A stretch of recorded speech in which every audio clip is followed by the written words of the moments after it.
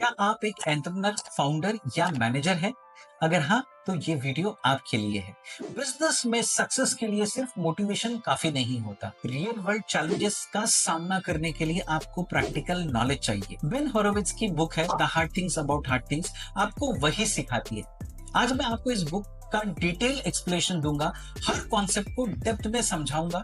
तो बिना time waste किए चलिए शुरू करते हैं। The struggle. बेन हॉरोविट्ज कहते हैं कि हर सक्सेसफुल एंटरप्रेन्योर जो है एक फेज से गुजरता है जिसे वो द स्ट्रगल कहते हैं। ये वो टाइम होता है जब आपको लगता है सब कुछ आपके अगेंस्ट चल रहा है, कंपनी का कैश फ्लो कम हो रहा है, एम्प्लॉइज रिजाइन कर रहे हैं, इन्वेस्टर आप पर प्रेशर बना रहे हैं।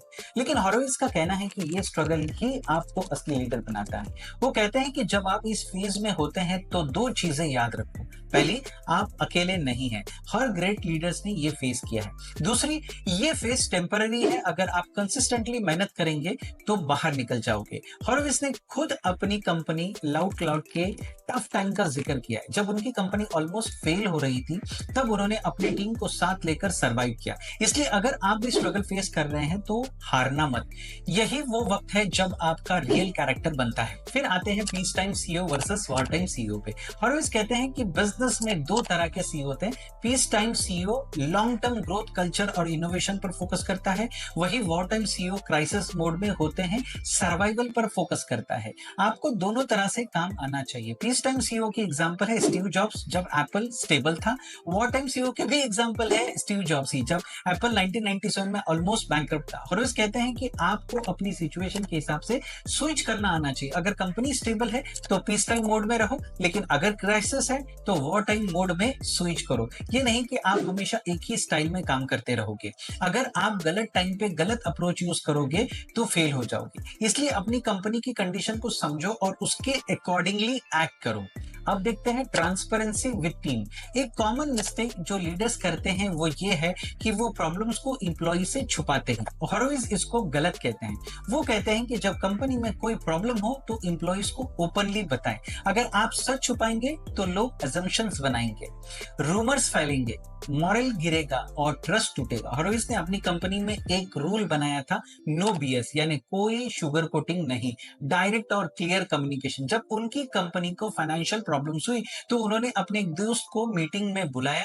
उन्होंने ओपनली बताया कि पैसे कम हैं, ले ऑफ्स होंगे, लेकिन जो बचेंगे वो स्ट्रॉन्गर होगा। रिजल्ट, जिन्होंने कंपनी छोड़ी उन्होंने रिस्पेक्ट के साथ छोड़ा और जो बचे वो और ज्यादा कमिटेड हो गए। इसलिए आप भी अपनी टीम के साथ ट्रांसपेरेंट रहो। लोग प्रॉब्लम से नहीं, अनसर्टेनिटी से डरते हैं। अब देखते हैं मेकिंग ले ऑफ्स रिस्पेक्टिवली। ले ऑफ्स करना किसी भी लीडर के लिए सबसे टफ डिसीजन में से एक है, लेकिन कभी कभी ये जरूरी हो जाता है। हॉरोविट्ज कहते हैं कि अगर आपको ले ऑफ्स करना ही है तो इसे सही तरीके से करो। पहली गलती जो लोग करते हैं वो ले ऑफ्स को लास्ट मिनट तक छुपाते हैं। ऐसा मत करो, जितना जल्दी बताओगे उतना बेटर होगा।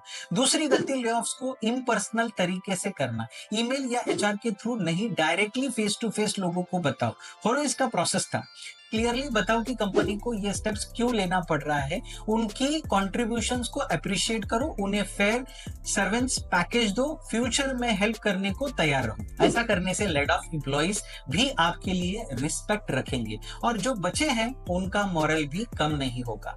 ये टफ टाइम है, लेकिन आप इसे इंसानी तरीके से हैंडल कर सकते हैं। सबसे important, hiring the right people. Startups में हायरिंग सबसे इंपॉर्टेंट और सबसे टफ काम है। हॉरोविट्ज कहते हैं कि आपको स्ट्रेंथ्स पर हायर करना चाहिए, वीकनेस पर नहीं। यानी अगर आपको एक सेल्स मैनेजर चाहिए तो उसकी 5 सेल्स परफॉर्मेंस देखो, उसके लैक ऑफ टेक्निकल स्किल्स पर मत जाओ। एक और इंपॉर्टेंट पॉइंट, कल्चरल फिट होना चाहिए। अगर कोई कैंडिडेट टेक्निकली परफेक्ट है लेकिन कंपनी कल्चर के अगेंस्ट है तो मत हायर करो। हॉरोविट्ज ने एक इंटरेस्टिंग कॉन्सेप्ट दिया, the bar. Her new hire आपकी कंपनी को एग्जिस्टिंग स्टैंडर्ड से बेटर होना चाहिए। अगर आप इस रूल को फॉलो करेंगे तो हर न्यू हायर आपकी कंपनी को स्ट्रॉन्गर बनाएगा। लास्ट पॉइंट, इंटरव्यूज में हाइपोथेटिकल क्वेश्चंस मत पूछो, रियल लाइफ सिचुएशन पूछो कि उन्होंने अपनी लाइफ में कैसे हैंडल किया है। इससे आपको उनके प्रॉब्लम सॉल्विंग स्किल्स का पता चलेगा। अब आप सोच रहे होंगे कि ये सब कैसे अप्लाई करें। इम्प्लीमेंटेशन, यहाँ प्रैक्टिकल स्टेप्स मैं बताता हूं जो मैंने किया। एम्बेरेस द स्ट्रगल, जब भी प्रॉब्लम आए उनसे भागने की जगह फेस करो। रोज 10 मिनट अपने फेलियर पर रिफ्लेक्ट करो, क्या सीखा, be transparent. Next team meeting में एक current company problem openly discuss करो। देखो कैसे लोग मोर इंगेज्ड होते हैं। Right hiring. नेक्स्ट इंटरव्यू में हाइपोथेटिकल क्वेश्चंस की जगह रियल लाइफ सिनेरियोस पूछो। कल्चरल फिट पर ज्यादा फोकस करो और लीडरशिप मोड एनालाइज करो कि आज कंपनी पीस टाइम में है या वॉर टाइम में। उसके हिसाब से अपनी स्ट्रैटेजी को एडजस्ट करो। लोग पहले एक एम्प्लॉय को उनकी पर्सनल ग्रोथ के बारे में पूछो, उन्हें करियर पाथ दिखाओ, नॉट जस्ट टास्क। दोस्तों, the hard things about hard things एक ऐसी बुक है जो टेक्स्ट बुक की तरह आइडियल वर्ल्ड नहीं बताती एंड मल्टीपल ऑथेंटिक ये आपको रियल बिजनेस की असली चैलेंजेस दिखाती है। अगर आप एक फाउंडर, मैनेजर या एस्पायरिंग लीडर है तो ये बुक आपकी गाइड बन सकती है। वीडियो को लाइक करो, शेयर करो और कमेंट्स में बताइए कि आपको सबसे यूजफुल कॉन्सेप्ट कौन सा लगा। मिलते हैं अगले वीडियो में जब मैं एक और पावरफुल बिजनेस की ब्रेकडाउन लाऊंगा।